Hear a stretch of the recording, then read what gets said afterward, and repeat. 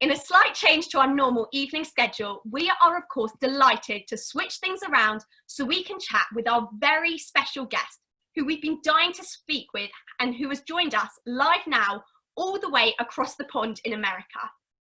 Ben Winston is a British producer and director, one of the founders of the Full 73, but most known for his extensive collaboration with James Corden as the co-executive producer of The Late Late Show, which of course includes the viral sensations that are Carpool Karaoke and Drop the Mic. Ben made history in American television by becoming the youngest ever show producer in late night. But he grew up right here in London, studied broadcasting at Leeds University, and of course is the son of previous JLGB virtual guest, Lord Professor Robert Winston. In 2007, Ben's first major movie was released, the documentary Hands of the God. And since then, his career has skyrocketed. He has produced TV, movies, and music videos for stars such as One Direction, Justin Bieber, Bruno Mars, Sam Smith, Robbie Williams, and Gary Barlow, and was also the executive producer of The X Factor, the Brit Awards, and the Tony Awards. Ben is an 8-time Emmy Award winner and a 23-time nominee. In 2019, he was the most Emmy-nominated individual, with 4 shows earning a total of 10 nominations. He has also won an MTV Video Music Award, 3 Brit Awards for directing, and 4 Critic Choice Awards. Last year, Variety named him in their list of top 20 unscripted producers in the world. With such a busy schedule, we are truly honoured he has found the time for us tonight, live all the way from Los Angeles, California, and literally just hours before he is due to tape tonight's Late Late Show with James Corden. Ladies and gentlemen, please welcome tonight's very special guest, Ben Winston. Thank you. Good evening. Well, that's an amazing intro, Sydney. Thank you very much. It's remarkable. Thank you. Very sweet of you. Very happy to be here. Thanks for inviting me to speak to you all. We're honoured to have you here with us tonight. Oh, you're very kind. So we're privileged to have you on the show tonight. How are you? How's lockdown been treating you? And how are you keeping positive? I'm doing all right. Yeah. I'm okay. It's a strange old time that we're all going through, that's for sure. And we've all had to adapt to a very different way of life. I'm in my house. I actually work down here now. This is like a basement room that we have in our house, which is where people come when they come to stay with us. This is where they stay. We sort of made this basement into a bedroom. And because Ruby, my 3-year-old, if she knew that I was not going to work every day, then she would just be down here wanting to play. So I say goodbye to her every morning at 8:30. I kiss her goodbye and she thinks I'm going to work, and actually I'm just walking downstairs to the basement. And then I come back upstairs for bath time. So it's a very bizarre thing that I'm now making shows from this desk and this room. But we've adapted okay to it, and we're staying as positive as we can in what is no doubt a very, very strange and crazy time for everybody and all of you. Yeah. So we're really pleased to have you on JLGB Virtual this evening. Following in your father's footsteps, we've been boosting positivity and keeping children and their families active, healthy and entertained for 11 weeks now since lockdown, with the help of a special guest joining us each evening. So why was it so important for you to join us this evening? Well, wow. Well, you asked me to, and so and if sort of young, exciting Jewish groups ask me to do stuff, I try and say yes if I can. I actually watched my dad on here as well. I was doing the washing up one night, and I watched a repeat of it while I was doing it. I remember I was watching it, and I thought he was great. And no, you guys asked me, and I was more than happy to. Really, it's you know, the London and British Jewish community is really important to me. I feel very far away from home when I'm living out here in Los Angeles, and so it's really nice to chat to you guys. And you're doing a great thing, keeping kids all over Britain occupied and inspired and learning, and I think that's a really positive thing. So I'm happy to contribute to it if I can. Well, we're happy to have you. We're all about acts of kindness here at JLGB, and we always ask our guests what they've been doing to kind of help others. So is there a personal act of kindness which you've been doing yourself to help others during this pandemic? Oh, I don't know. Probably not enough, in truth. I think we can always do more. I don't know if I'm going to come on here and start listing the kind things that I do for other people. I think that might be strange. But I think I definitely have a responsibility. At my company that I run with my 4 partners, we have, if you include all the people who work on all of our shows, it's probably 300, 400, 500 people who work for the company. And I think it's been really important for us to make sure that they're okay, and they're looked after, and they're paid, and they're sort of occupied, and we've just tried our best to keep shows on air and keep people working. We actually also do a speaker series just like this on a Friday morning at 11, where the whole company tunes in to different speakers that we have. Probably not as good as the speakers you've been able to get for your show, but yeah, I think it's really important to make people not feel alone. We did a show when lockdown started. It was called Home Fest, and the slogan of it was bringing people together to keep them apart. And I think that was a really important thing, that in the shows that we do, you know, I make the Late Late Show. It's one of the shows that we make, and we make it every day. And chatting to a colleague of mine, we were talking about whether we brought the show back, how we did it, because we couldn't obviously do it in the studio. We had to do it in James's garage, which is where we tape the show. And actually, my friend said to me, well, it's really important that you're on, because people in America are used to watching it every night. It's part of their routine. As they go to bed, they watch James, or maybe they watch it on YouTube the next day or whatever else. So I'm not saying it's a kind thing to keep our business going, not in any way, but I definitely think one of the focuses for me has been, how do we look after the audience that has invested in us over the last 5 years that we've been on air? And even more importantly, how do we look after the people that work with us and for us, and make sure that in these really troubling times, that we sort of are good employers, I guess. I think that's been really important to me. Yeah, everybody has different acts of kindness.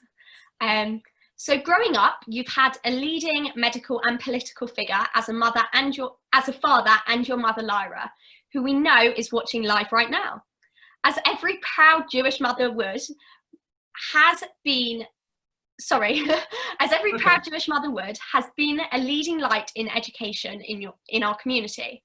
So what impact do you think this has had on you as a kid, and what expectations were upon you?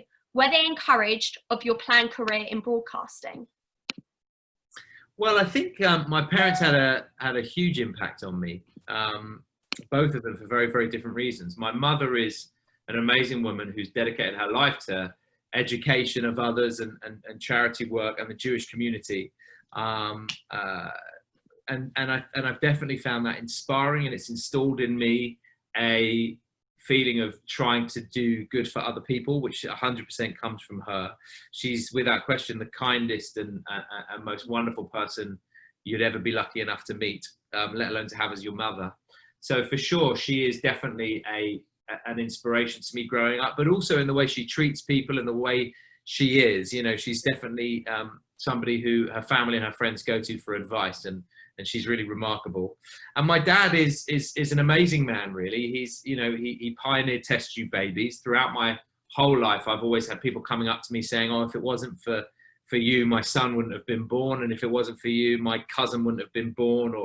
And that's an amazing thing to grow up with as a kid. I remember going round the hospital ward with him on a Sunday morning, and seeing these patients who really relied on him for them. One might argue the most important thing that we can do in our life, which is have children and have a family. And I remember seeing these patients really relying on him and respecting him, and that definitely rubbed off on me, seeing the respect that he had.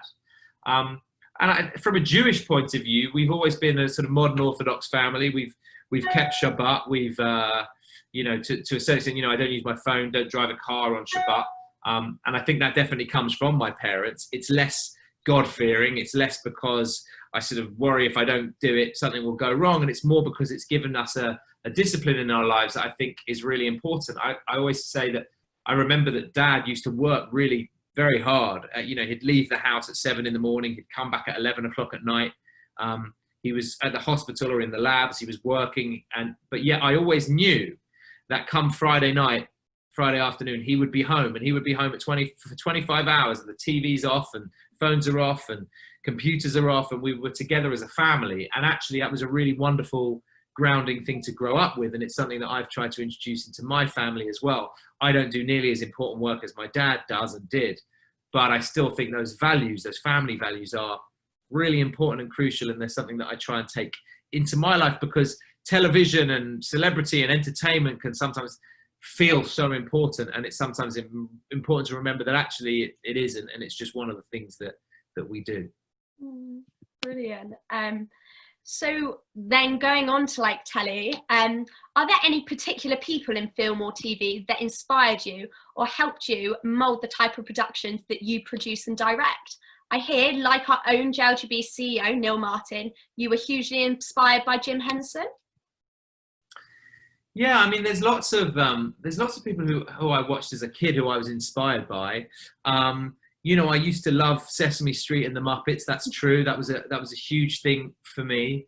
I would watch a lot of TV as a kid, and I think, unlike other kids who would just watch it and be entertained by it, I definitely think I would watch it and go and try and dissect it almost. I would almost watch it almost like a mathematician would look at a maths puzzle. I would look at a TV show and go, well, why am I enjoying it? Or why is that working? And why is the set built like that with the colors like that? And how's it lit?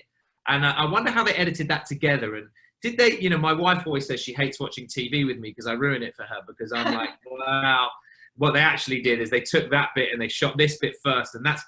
And so I was very sort of almost mathematical about television. And so I think that I always knew what I wanted to do. I always was like, I'm very lucky in a way in that I always knew I wanted to work in the television business. I wasn't entirely sure sort of in which element of it, but I was always very sure that I did want to do this. So it gave me sort of a bit of a head start, really, because it meant that like every summer I could go and get, you know, try and get work experience or shadow people or just get them coffee or hang around an office and see how people acted within each other, and also just study and learn people.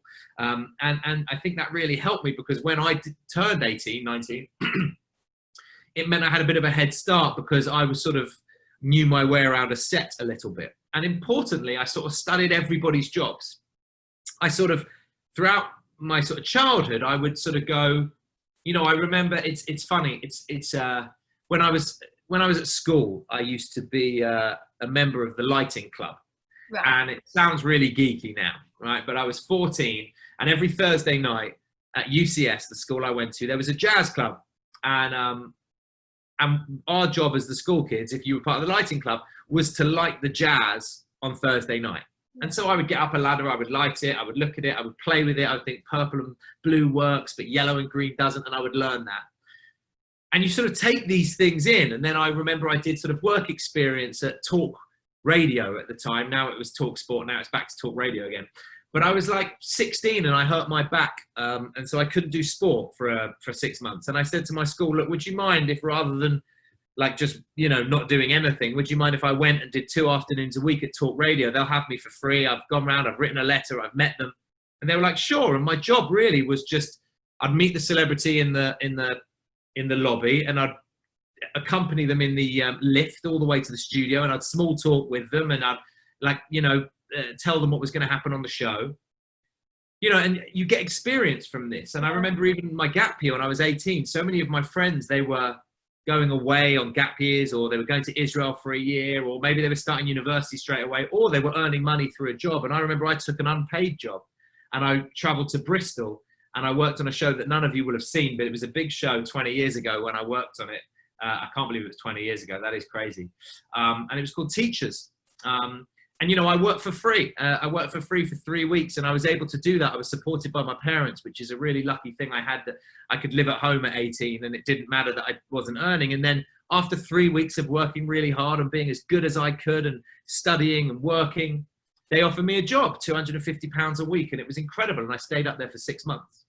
And it's funny because I think about now, often people ask me, not necessarily like who inspired me or what shows that I watched, like you asked, but they ask me like, how do you become an executive producer? And I never really know the answer.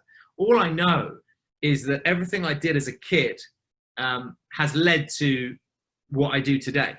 So when I'm sat at the Grammys and I'm not happy with the way Bruno Mars is lit, I go, well, why is he lit badly? And then I remember essentially the stuff I learned when I was 14, 15, lighting those jazz clubs. And I go, oh, actually, purple and blue will work really well. And I do it and it works. Or when we're persuading Tom Cruise to jump out of a plane on the Late Late Show, actually, that's the sort of pattern and dialogue I learned when I was at Talk Radio, chatting to those celebrities and learning how to get them to do what we wanted on the radio show. And then I think about this, what James Corden and I have achieved, and I get to look back to that job I took for 2 weeks free in Bristol, because on the first day of that job, I met James Corden and we became closest of friends. But if I hadn't have done that, if I hadn't have said, yeah, I'll work and I'll strive and I'll get my head down, then all of the things that follow wouldn't have happened. So it's very hard to like put a pin and go, well, how do you do what you do? Because I don't know. But what I do know is that everything that you're all doing now, whether it be at school, at youth clubs, after school activities, in school activities, learning, all of those things, they might not feel like they're useful now, and you won't necessarily know where they are going. But when you are 38, sat here and doing your own talk to the JLGB kids, you will realise that everything you've been doing has been working towards a purpose, and you just maybe didn't realise it. Experience is everything. Yeah, I think so. So I still have several questions, but I want to make sure our audience... I'll make them shorter. I'll make my answers shorter now. I'm sorry. Okay. So first, I'm going to go to a question from Emma. Hi. Hi, Emma. My question is, how did you first meet James Corden, and when did you realise how big of a star he would become? And how much of that is connected to your special partnership or how you complement each other?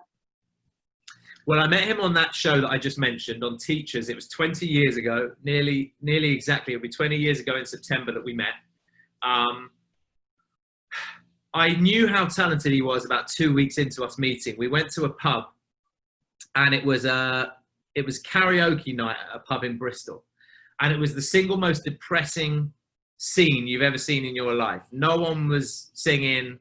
No one was enjoying it. It was a brutal evening. And James decided to sing Let Me Entertain You by Robbie Williams. And within a minute, the whole pub was on the table, dancing, singing, enjoying themselves. And I realized, I looked at him and I was like, this guy is incredibly talented. He can change the entire mood of a room.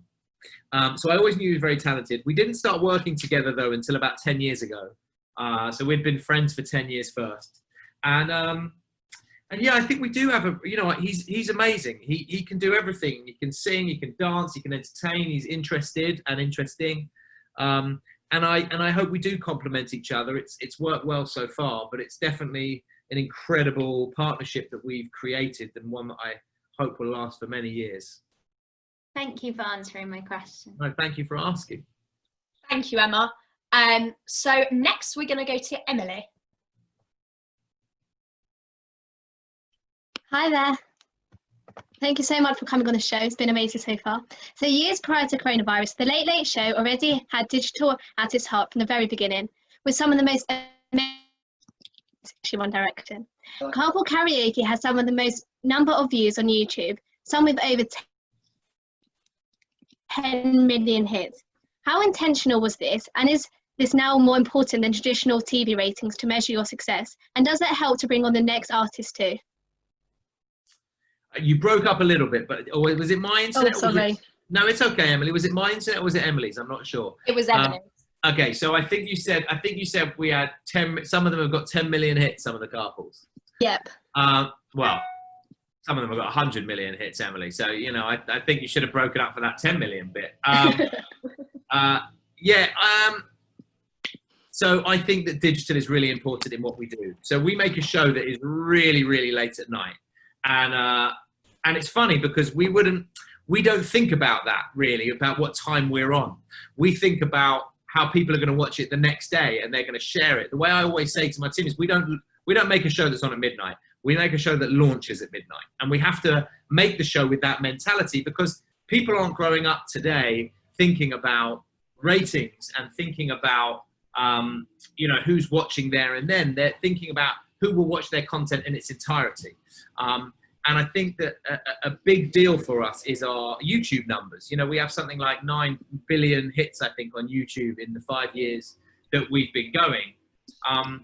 And it's really interesting because the advantage that I have in making television today is that when I wake up in the morning, I don't really check who watched it at midnight. I check who's watching it and sharing it online, because that actually shows me which bits work and which bits don't work. So that for me is more important. The other thing I would say is that, can you hear that noise outside coming from outside, or is it okay? You can hear It's it. all right. It's all right. Okay, I'll just wait. Our gardener's come back and he's literally mowing the lawn right outside. Typical. He's nearly done. Tell me if you can't hear me and I'll ask him to stop. The other thing I'd say is that, like, I grew up watching television thinking it's 4 p.m. on a Tuesday, I need to watch this. Or it's 5:35 on a weekday, I need to watch Neighbours. It's 6 p.m, I need to watch Home and Away. Some of the older people on this call might know what I'm talking about. But my daughter's not my daughter is not growing up thinking, oh, it's 6 o'clock, I want to watch my show. She's just like, I want to watch Peppa Pig, like now. And so it's really interesting that you guys are growing up where there is no schedule, in truth. You have a show that you like and you will watch it when you want. It's a very different viewing mentality to the one that I grew up with. So for that reason, I think the industry is really changing, and digital stuff, like the stuff we do, like Carpool, has been very effective. We've seen that, you know, people will, I remember Lady Gaga came on Carpool and her album was doing really well. I think it was trending that it was going to be like a #3 album. And then it went in at #1 after she did Carpool, because like 60 million people watched it. So I definitely think that, you know, today we're on our phones, we're on our laptops, and therefore we try in all of our shows to make the content play wherever people want it, rather than at a specific time in a specific way. Thank you very much. Pleasure. Thank you, Emily. So our next audience question is going to come from Hannah. Hi, Hannah. Hi, thank you so much. My question is, like so many late night shows, due to coronavirus lockdown, you've had to adapt, and just like us at JLGB, you've gone virtual with the Late Late Show. How prepared were you for the lockdown scenario, and what's it all like working remotely, and has it taught you anything so far that you'll take forward into the future?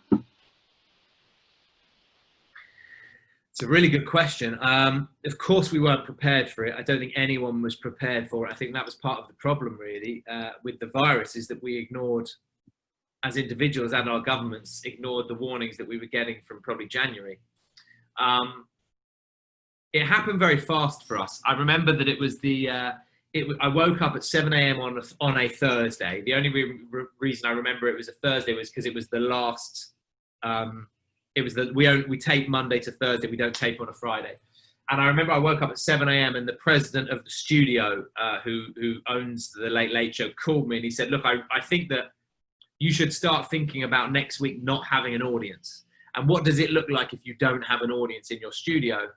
And I remember saying, I think that's a bit excessive. I think maybe we can check the audience, or maybe we can not have people from certain countries, or we were discussing it. But I was like, look, I take everything you say very seriously, and let me look at a plan B. So then I sort of got to work. And by the time I got to work, people were really, this was really like Hollywood was full of people saying, should our production shut down? People are getting unwell. I remember we had a call with the other late night shows that morning, like Jimmy Kimmel and Stephen Colbert and Jimmy Fallon, and like, or texts with the producers, and they were all saying, we don't know what to do. What are you doing? No one wanted to make the decision first. Then we decided that we were going to move into the green room, which is like where our dressing rooms are. So it wouldn't be like a big empty room without any audience, but it'd be like a small room. And so we decided on the Friday that that's what we were going to do. And then we never got there. We never got there because although we set up all the cameras, and the cameras are still set up in the green room ready to do a smaller show, actually by the time Friday afternoon came, in that 24, 30 hours, we'd gone from, oh, we'll be fine, we'll still have an audience on Monday, to there is no show on Monday. It moved that fast within our industry. And so we took 2 weeks where we didn't do anything. Some shows came back straight away. They used their mobile phones. They did whatever they could do to make sure they were back on air. James and I and Rob, who we run the show together, we didn't feel that it was as important that we were back on air straight away. I didn't think that it was worth rushing back to air. I felt like we needed to work out what would be best for our show and spend a little time getting it right. And now it is a whole new world. At 12 p.m., which is in 35 minutes, I'll get out of this Zoom and I'll go into another Zoom. and I'll show you how it works actually, because I took a photo to show somebody today. It's a whole crazy thing that we do now. We sit there. I'll try and show you my Zoom screen. So you'll see that there is the camera I've got of James on his laptop. There is the screen that we play clips through. There's his auto cue where he reads the words. And this you can't see, but those are the 4 cameras. You can see in the top right, there's 4 cameras.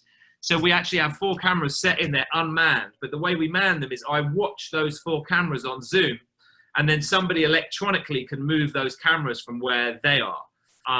So the show's ended up still looking quite professional, even though it's in his garage. But we had to, you know, really like start again and just go, well, how do we make this show, and how do we make a show without an audience, and how do we speak to the guests? But I think we've done okay, and I think that it's, you know, look, I think the shows are decent. I don't think they're incredible. I miss the show that we made, but we've had to adapt. As for what's going to change in my life, my days were full, and a lot of it was meeting with people. And I think Zoom will stay in my life even after coronavirus hopefully goes away, because I think it's a lot more efficient in some ways than people coming in for meetings and sitting down and small talking for 15 minutes about what movies they're watching at the moment. I can get straight to it on a Zoom, you know, and have half an hour in and out. And so I think that I'll be more productive in that way after this is done. But I don't think there's a huge amount of, I'd love to say there's loads of positives for our business. I don't think there are. I think it's been really tough for the industry. I think that like I pride myself in the shows that we make looking beautiful and are shot wonderfully, and that's very difficult to be able to do right now because we're making shows on Skype. And so I think that interactions are better with people, and I think it's been lovely to spend time at home with family and friends and really reanalyze what's important in life. But as for my industry, I think that yeah, it's been a bit of a pain, and I'd be lying if I said it was anything other than a bit of a pain. Thank you so much, Hannah. We have so many more questions to get through, so Okay. let's jump straight to the next Sorry, one. I'll make my answer shorter. I rambled too much. That's all right. So we next have a question from Josh.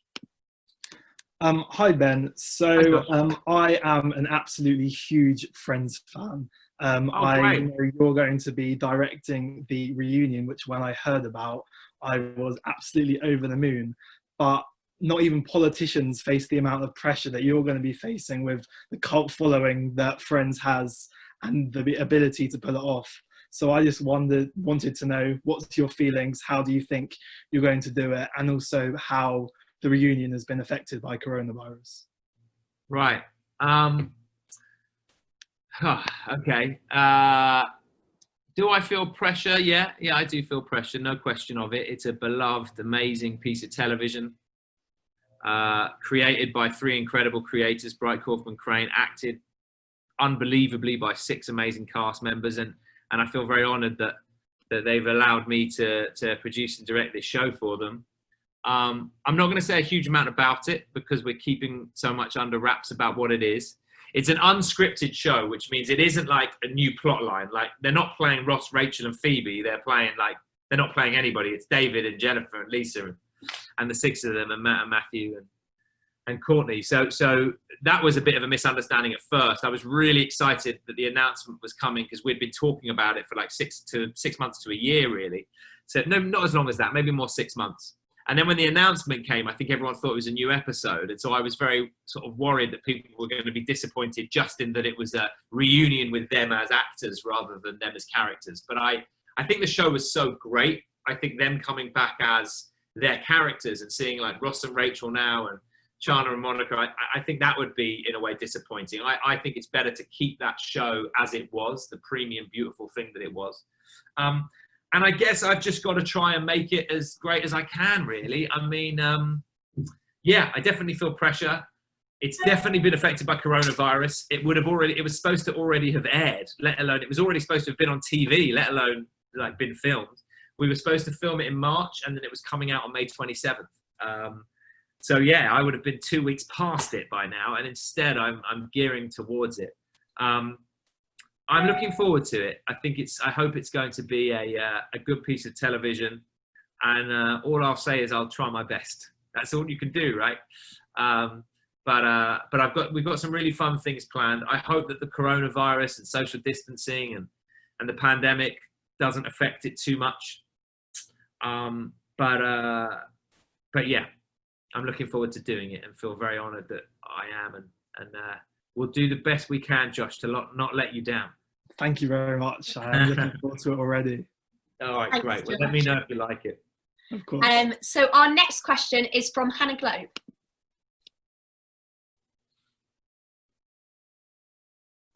Hi Ben, I feel like I'm in 2013 again, but I have to ask if you're still in touch with One Direction and what it was like working with them.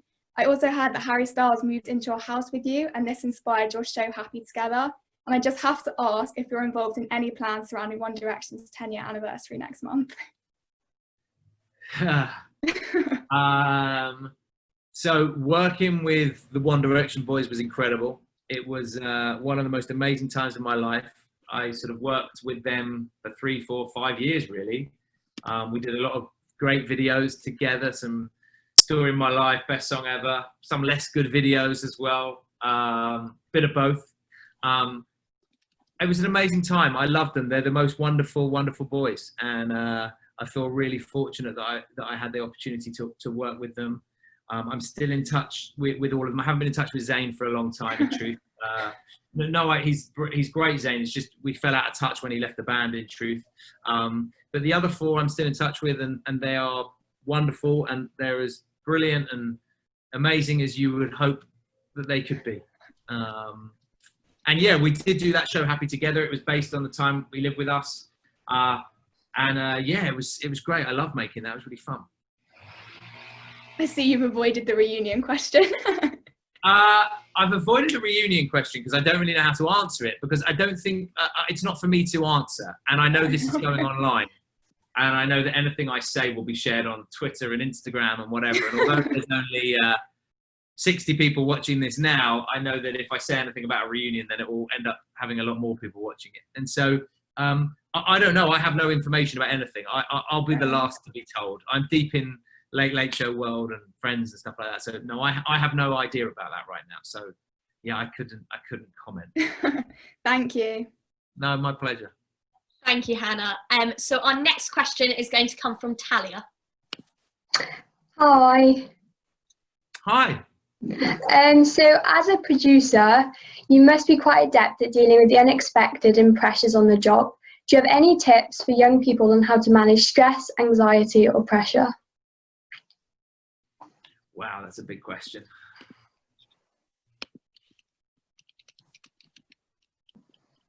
I think the main thing to know is that you're not alone in feeling it. I think sometimes you can feel that feeling is something that only you are going through. And I can promise you that it's not. And I woke up at 5:15 this morning sweating about a show that we're making not the Friends one, a show we're making later on in the year that I'm worried about. And I felt very anxious about it and thinking, how are we going to do that? How are we going to pull it off? And how are we going to climb that mountain? And then you sort of wake up and chat to my wife and play with my kids, and you sort of forget it and you know that you can handle it. I think that the main thing I would say is, if you are feeling like that, then talk to a friend, talk to someone, talk to a leader, talk to a parent, because you'll realize that it's better to share things than to keep it inside. And, even for me, when I get anxious, so every day I have this whiteboard and I just write on it all the things that I need to do that day and what I need to do. And then I cross it off as I go. And even just doing something as simple as that, it really helps me, funnily enough, just sort of plan things out and to try and feel less anxious and worried about what I've got to do, and gives me an aim to achieve it. You're never going to achieve everything that you want in every day. If you're studying for an exam, you're never going to learn the whole topic, but bit by bit you can sort of spread it out and make it more manageable. But listen, it's something that you're not alone in feeling, and never feel like you are. I always just try, my tips are talking to people and breaking things down so that they don't feel as big as they do when you look at something as a whole. But then I would also say I'm a TV producer who makes silly shows. I'm not necessarily the best placed person to talk about stress and anxiety, apart from to say that we all have it and we all get it, and therefore we can all sympathise and help each other.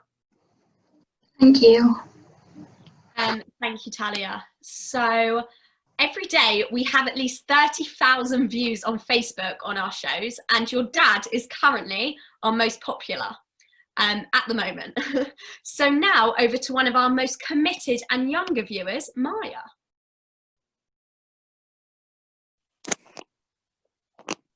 Hi, Maya. Hi. Do you want to ask a question?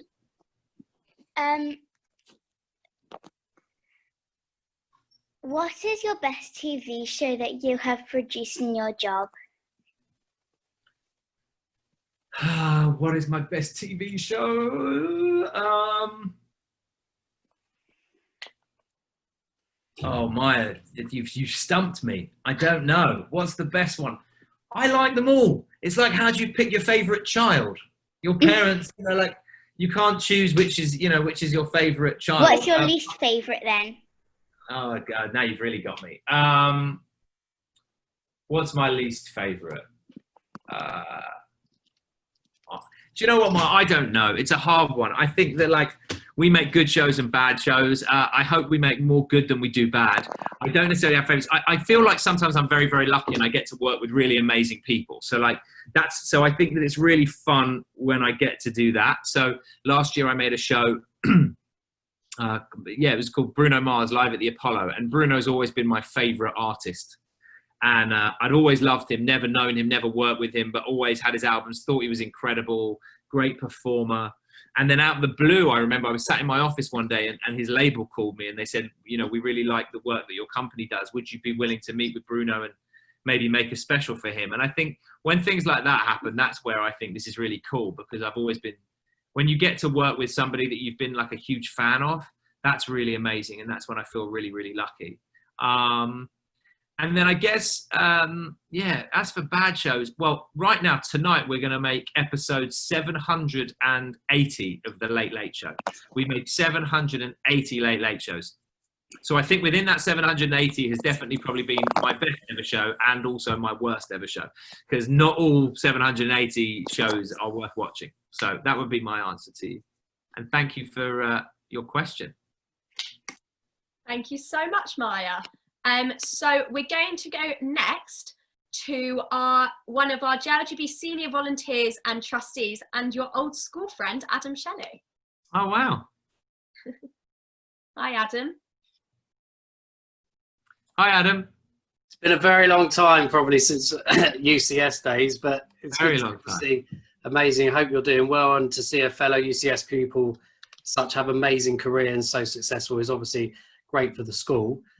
Just to kind of talk through how much of, you mentioned obviously the lighting, and it's hard for me to remember. I was a few years older, but maybe one of my brothers more likely to remember kind of your role and how you got involved. But how much of an influence do you think UCS, obviously you went on to work with, a couple of people that you knew there as part of your team. How much of an influence was your school days and advice you could give to others?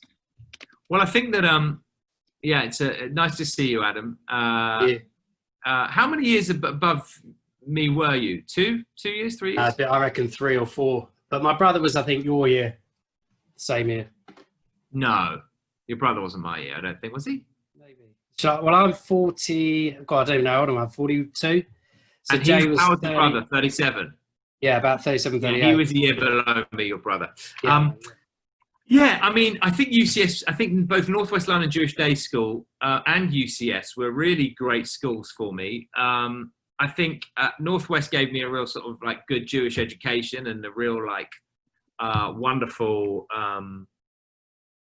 understanding of what it meant to be Jewish and growing up Jewish, especially going into a non-Jewish school. It was great that I went to a Jewish primary school.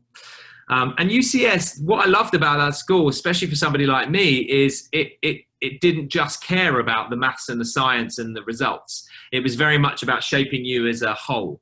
And so if that meant school plays or lighting or woodwork, or it was at that time, and I've got no idea what the school's still like now. It was 20 years ago that I left, but it really invested in you as a person rather than just the academic side of it. And I think that had a big effect on me, because I was able to be in plays, direct plays, you know, I remember making a short film for an art project once. I remember I made 2 commercials that were really fun, and it was probably my first time holding a camera and doing that. So yeah, I think UCS was a really great school for me, because it allowed me to not just concentrate on the academic side. And I think that's really important for a kid, really, is that although I didn't go into the theatre, or I didn't necessarily go into lighting or whatever, it allows you to learn new skills. And even the stuff I did outside of school, you know, I was like a B'nai Akiva madrich on 2 camps. I think I was madrich on, and I was head of Norris Lee BA for a year. And then I went on to be president of Leeds Jewish Society. Like, those things, that getting involved in organizations like this and other youth groups and stuff really helps you, because, you know, like I said earlier, when, you know, speaking as the leader in a madrich, organizing a group of kids and getting them to do what you want them to do, is similar in a way to like what I did an hour ago, speaking to 100 people on a Zoom, talking about what we wanted the show to be tonight. It actually teaches you skills that you don't necessarily know that you're always going to need in life, but you do. And so I think, yeah, I love being at UCS. I thought it was a really great school. I liked some teachers more than others. But I think it was a good school that cared about me. And I think that's fundamentally now, as a parent, obviously I only have a 3-year-old and a 6-month-old, but that's sort of what you want. You want the school to care about your child. And I definitely feel like I was cared for in every way. So yeah, I look back on that time really fondly. Great days. And it's great. I know there's the last few questions, so I'm going to stop. We won't talk football because I'm happier than probably your team are doing, but it's going to restart. So we'll see. It's going to restart. I mean, I remember you're a Liverpool fan. Correct. But you've also got to be disappointed, because of all the years for you to suddenly win it, no one cares anymore. Let's be honest. I'm not saying anything. We do. Yeah, you do, but you can't even be there. They're going to lift a trophy in a library. I'll take this to Twitter with you. We'll go back to Sydney, but it's great to see you. And all the volunteers are really grateful for you coming on. You've always, you know, we'll take you out for dinner when you come down here next, and really appreciate it. Thank you so much. Keep well. So we've realised you're really short for time. Well, no, I'm okay. I've got like another. I'd say if you want, I've got another 10 minutes. I'd say, as long as I'm away by 5:02. Perfect. Okay. So we're going to make these all quick fire rounds, beginning with our final audience question from Emma. Hi. So we can see that you like to put your Jewish stamp on a lot of your work. So including like the Chag Sameach wishes from Harry Styles, the Hanukkah song last year with James Corden, and of course Courtney Cox wishing Mazel Tov to a London bar mitzvah boy. I know you've spoken about how your Jewish identity has impacted you, especially whilst you were younger and at university. How does it define who you are now? And also, does it at all impact the work you do, or indeed the work you choose not to do? Sorry, big question. No, big question. Yeah, I think, look, when it comes to the Jewish stuff within my work, I think part of that is me, part of that is America. Because actually, you know, doing like a Hanukkah song on the Late Late Show and doing Courtney Cox surprising that kid, I read that the way that happened, that got a lot of pickup in the UK. For those of you who don't know what we're talking about, there was a bar mitzvah boy in Boreham Wood, and I read about him in the Jewish news, because I still flick through it occasionally out here, and or I saw it on Twitter or something, and I looked into it, and then he was a Friends fan, and I thought, oh, that's interesting, because I'm doing the Friends thing, and we were looking for stories of fun things that are happening in the quarantine. So I just sent it to one of our producers, and I was like, let's get this kid on the show, and then surprise him with one of the Friends cast, and it was great. And Courtney agreed to do it. She was lovely about it, and Naftali looked very surprised and happy. And then I saw it was like on the ITV News at 10. It like made the headlines that Courtney Cox had surprised Naftali. So this kid who I'd seen just in the Jewish news suddenly was on the news at 10. That was really crazy that our show had that sort of could sort of project that so far. And yeah, look, I love doing things like that, because, you know, I still feel very, very much part of the British Jewish community, and it's a really important part of my life. and it's an important part of my life. More like, as I said earlier, it's a morality thing. It's a family thing. It's a tradition thing. It's about remembering Shabbats with my grandma. It's about Ruby growing up knowing what matters and what doesn't. It's about family values. It's about friendships that I've made through B'nai Akiva or Maccabi or Jewish societies. And so those are the things that are still hugely important to me and hugely valuable in my life. I've always been very proud to be Jewish, very vocal about being Jewish when it's necessary. Obviously, I'm not like, hey, front and center, but like, I'm not afraid, not embarrassed by it in any way. I'm very proud of where we've come from and my family and the values that we have. There hasn't really been any jobs that like I haven't taken because of that. I think when I was younger and starting out in the industry, there was a few things I might have missed out on because I didn't work on a Friday night and a Saturday. I wasn't able to ever make that job work when that happened. But then I started Fullwell very young. I was only like 24 when I started my own company. And when you start your own company, you can sort of make your own rules up. And sometimes I cheat a little bit. Like I've stayed in hotels overnight if I've had to work rather than take a car, and and that sort of stuff's important. So I don't think there's stuff I don't do because of my Judaism. I definitely think there's people who I maybe wouldn't work with if I hadn't been so happy with them as people.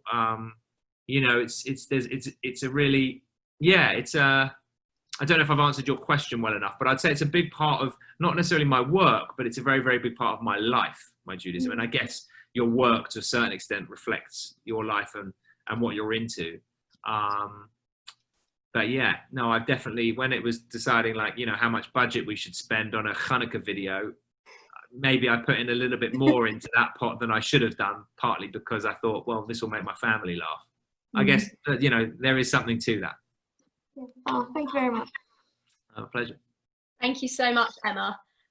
So I have 4 questions left for you. So let's make these really quick fire so you're not late for James. Okay. So these are unprecedented times, and the physical, mental and economic impact may affect us all for some time to come.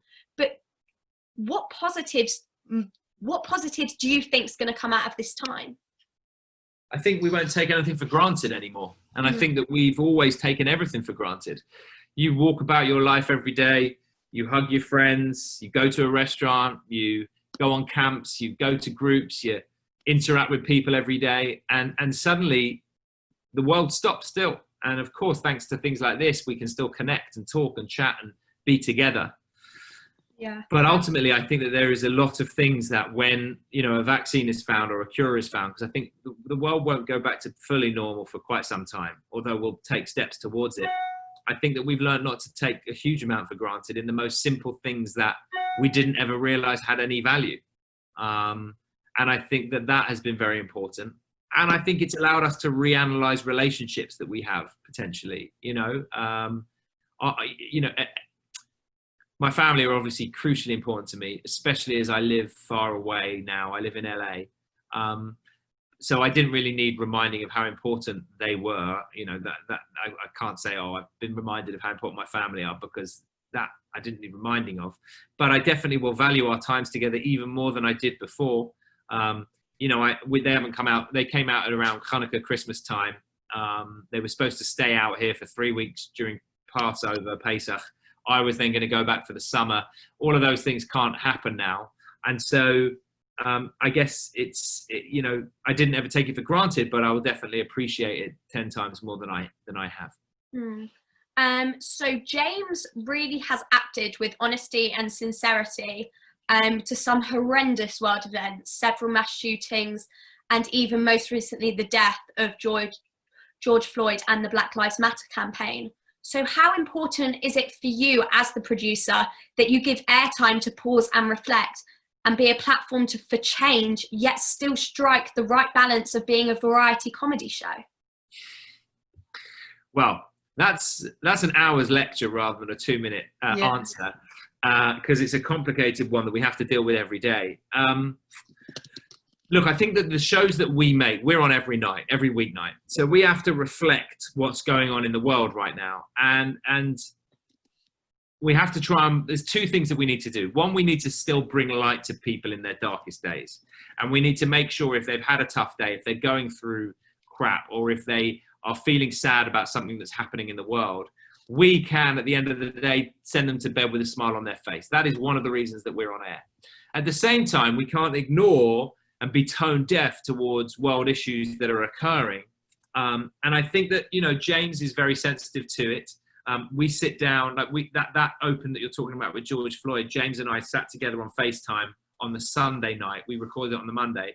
And I had my laptop open, and the two of us, we just worked on that opening and wrote it together. But, well, actually, that's not true. There was a writer called Olivia Harewood and Tom Trevini who wrote it.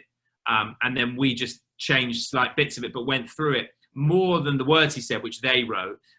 We worked through what we should be doing in the shows that week, because we were very aware that, you know, when there's so much sadness everywhere and also so much hope and change, it would be really weird if we were suddenly like doing a song and dance with Will Ferrell. And so we did change the show for the week, and this week too. And instead we've had senators on and mayors and people who can really speak to what the Black Lives Matter movement means. And I think that they've been really good shows, but it all came from that meeting that James and I, with Rob, our other producer, came, and we sat down on Sunday night, laptop open, reading this speech that he was going to say, and going, look, it's important for the next couple of weeks we change our show, because it's, you know, these things are really important. We have an audience. We have 26 million subscribers on YouTube, and it's important that we donate our voice to change. We use our voice for change, and also change ourselves as well. We've got to look at how we operate, and are we doing enough? And the answer is probably not, and we need to do more. So it's been a very difficult 2 weeks out in America, and I think it's starting to be like that in the UK too. Yeah. But I think people who run businesses, shows, platforms in any industry, not just the entertainment one, have had to really look at what they're doing and how they're doing it. So I have one final question for you, and I'm slightly nervous to ask this one, but we always ask our guests to nominate and ask another celebrity to be a future guest on our programme and help entertain all the children and young people stuck at home during coronavirus. So if you've enjoyed tonight's experience, who would you like to nominate? You know, what's the chances that you could convince maybe James Corden to give up 45 minutes, or maybe even Harry Styles or the cast of Friends to do a big mitzvah and help cheer all of us up during this difficult time? Well, I think it's thoroughly unlikely, as much as I love you all, and I think you're all wonderful. James does a show for an hour every single day and works so hard to do that. Harry's in hiding somewhere, who knows where.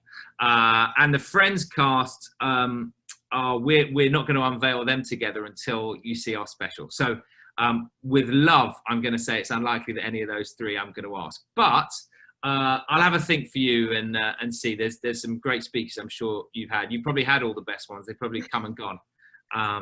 But we can think about that afterwards rather than me thinking about it on the spot. But I'm happy to help you all, of course. Well, thank you so much. And thank you so much, Ben, for joining us this evening and for inspiring us all. We've really loved hearing about your career and experiences, and are so grateful that you've given up this time for us this evening. Good luck with the show tonight, and good luck for all that comes next. Stay safe, take care, and we hope to see you again very, very soon. Okay, well, thank you guys. Very nice to see you, and appreciate all your questions and spending an hour together tonight. It's been really fun. So best of wishes to all of you, and I'll see you again soon. Thank you so much. Take care. Bye-bye. Bye. What an incredible interview.